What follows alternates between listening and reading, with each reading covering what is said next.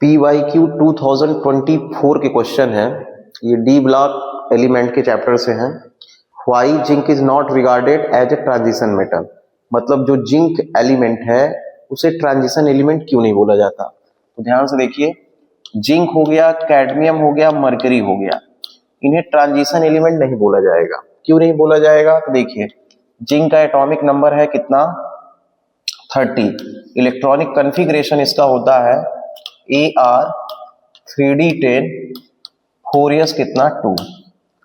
तो उसे हम ट्रांजिशन एलिमेंट नहीं बोलेंगे जिसमें d ऑर्बिटल जो है फुलफिल्ड हो, ऑक्सीडेशन स्टेट में भी और जो है ग्राउंड स्टेट में भी। तो यहाँ पे देखिए ग्राउंड स्टेट का कॉन्फ़िगरेशन है, तो ग्राउंड स्टेट में देखिए 3D10 है, 4s2 है, तो ये कंप्लीटली फिल्ड है। और यदि हम ये 2 इलेक्ट्रॉन इसका लॉस कर देते हैं तो यहाँ पे 3D कितना बचेगा, 10। तो ये D फिर से जो है फुलफिल है। तो आप ये बताएंगे ट्रांजिशन एलिमेंट हम उसको नहीं बोल सकते हैं जिसका electronic configuration ground state as well as most stable oxidation state में 3D10 कॉन्फ़िगरेशन है। तो सीधा आंसर आपको ये लिख देना है, ड्यू टू 3D10 कॉन्फ़िगरेशन। और कैडमियम की बात करेंगे तो यहाँ पे 4D10 कॉन्फ़िगरेशन है, मरकरी की बात करेंगे तो 5D10 कॉन्फ़िगरेशन है। तो मतलब d ऑर्बिटल ये फुलफिल्ड है। ट्रांजिशन एलिमेंट हम उनको बोलते हैं जो पार्शली फिल्ड होते हैं, मतलब वो कंप्लीटली फिल्ड नहीं होते, किसमें, या तो ग्राउंड स्टेट में हो या तो ऑक्सीडेशन स्टेट में हो। फिर है what is the lanthanide contraction. तो लैंथेनाइट कंट्रैक्शन हम किसको बोलते हैं, ग्रेजुअल डिक्रीजेस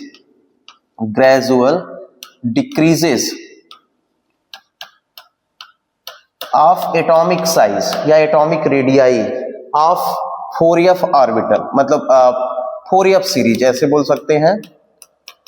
तो यह ब्लॉक के एलिमेंट जो है 4f सीरीज है ये।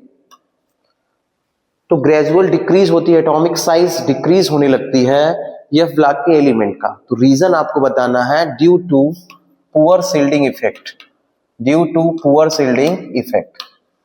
आपको बस इतना लिख देना है कि due to poor shielding effect. पूछा है कि व्हाट इज द, आप ये बताएंगे gradual decreases of atomic size of 4f series या lanthanide element due to poor shielding effect. फिर है why is the first ionization enthalpy of chromium lower than that of zinc.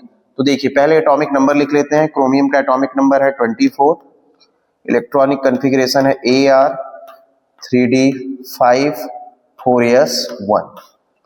यहाँ पे देखेंगे zinc का, तो जिंक का 30 होता है atomic number, electronic configuration AR3D10 4s2।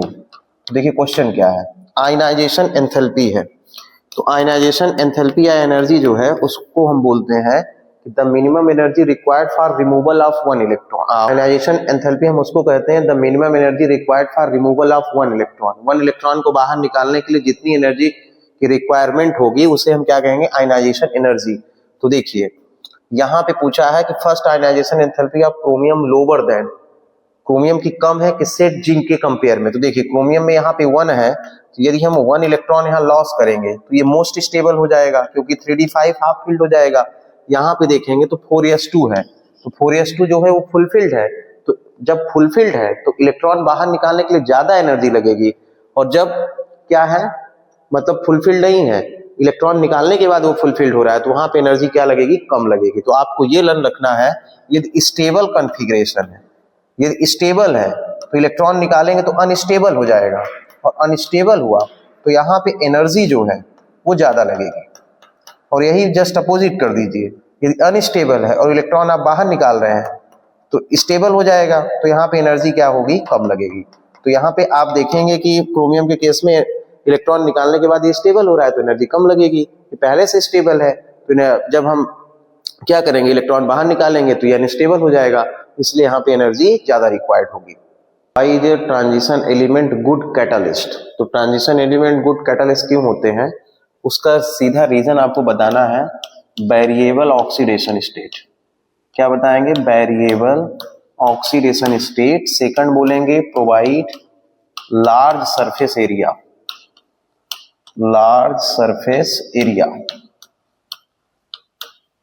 तो ये क्या प्रोवाइड करते हैं, लार्ज सरफेस एरिया एंड क्या ट्रांजिशन एलिमेंट में आप देखेंगे तो वेरिएबल ऑक्सीडेशन स्टेट होती है, मतलब एक फिक्स नहीं होती है। क्यों फिक्स नहीं होती, क्योंकि यहाँ पे जो बैलेंस इलेक्ट्रॉन है वो पार्टिसिपेट बॉन्डिंग में NS भी करता है और N-1d ऑर्बिटल भी करता है। तो रीजन बताना है, variable oxidation state provide large surface area, तो लार्ज सरफेस एरिया हो जाती है तो लोअर एक्टिवेशन एनर्जी हो जाएगी। Compound of transition metals are generally coloured, तो जब भी कलर के लिए क्वेश्चन आए ट्रांजिशन एलिमेंट के लिए तो आप बताएंगे due to DD transition, due to क्या, DD ट्रांजिशन, या ये बताएंगे प्रेजेंस ऑफ अनपेयर्ड इलेक्ट्रॉन, दोनों बता सकते हैं, प्रेजेंस ऑफ अनपेयर्ड इलेक्ट्रॉन, या ये बताएंगे ड्यू टू DD ट्रांजिशन। तो आपको लर्न रखना है, ये क्वेश्चन आता है ट्रांजिशन एलिमेंट्स में ये कलर क्यों शो कर रहे हैं, तो रीजन बताना है DD ट्रांजिशन या presence of unpaired electron. Out of K2Mn4 and क्या KMnO4 which one is a paramagnetic and why, तो पैरामैग्नेटिक के लिए जो रिस्पॉन्सिबल है वो क्या है, अनपेयर्ड इलेक्ट्रॉन। तो देखिए पहले हम लोग यहाँ पे राइट कर लेते हैं कि K2MnO4 है और यहाँ पे राइट करते हैं KMnO4, तो हम इसका ऑक्सीडेशन स्टेट निकालते हैं मैग्नीज का। तो कैसे निकालेंगे, इसके लिए हम कंसीडर कर लेंगे यक्स। अब देखिए इधर K के लिए आप देखेंगे तो K के लिए चार्ज होता है +1, नंबर ऑफ एटम 2 है, इसके लिए यक्स हमने कंसीडर कर लिया। ऑक्सीजन पे चार्ज -2, नंबर ऑफ एटम कितना 4, तो यहाँ 0 करेंगे तो कितना हो जाएगा 2 + यक्स और -8 मतलब 0, तो मतलब यहाँ पे कितना आ जाएगा यक्स इक्वल टू +6।